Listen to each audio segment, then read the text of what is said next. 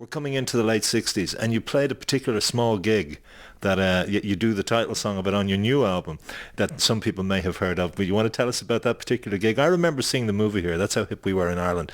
And I was very impressed when you segued into Motherless Child, which I probably only had picked up, I suppose I should say as a honky, from Elvis doing it on the 68 special in that dance sequence with a black dancer. And it was great. And then you moved into it, and I thought, but that was improvisatory. You had to fill a gap, didn't you? Yes, I did. I had to fill a gap for myself, actually, because I had sung every song I knew. Did you open Woodstock? I ran from being asked again to open because I was the fifth on the bill, and there was no one else there to get on. They couldn't get anyone else there. They were all stoned. They found a helicopter down the road, some farmer's bubble helicopter, and asked him if he would take me over because I had the least instruments and the least guys. So then I knocked on the door. The concert is already 6 hours late. People were sitting there a week before. I'm going, they're going to kill me? I'm not going on that stage first. I ran.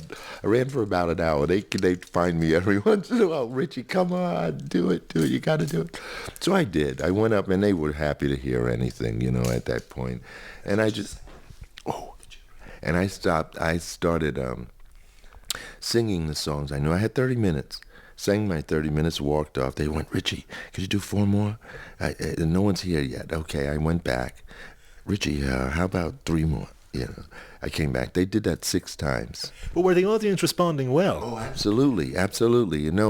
They'd waited long enough for any music. Yes, and that's why I said, now I'm wearing off my welcome here, I think, but it wasn't. They were so happy to be there and to be part of what was happening. 6 times I walked off the stage. So on the 7th time, is when you hear that long intro on the record. That's me stalling, trying to figure out what am I going to sing, And so I started singing Freedom, the word freedom, because I realized that this was the freedom that my generation was looking for, not since the beginning of the 60s, but even into the 50s.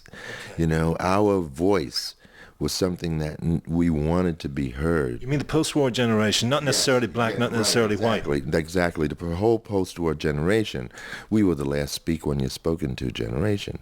So we had to invent rock and roll as a first generational primal scream, in that sense, and that's what it was. Speak before you're even asked. That's right. We're not going. We're out of that prison, and so I mean, it wasn't. It was really amazing because I said to myself, this is the freedom we've been looking for so long. The freedom to have a voice and to be in a place, a forum to be heard by many, many people.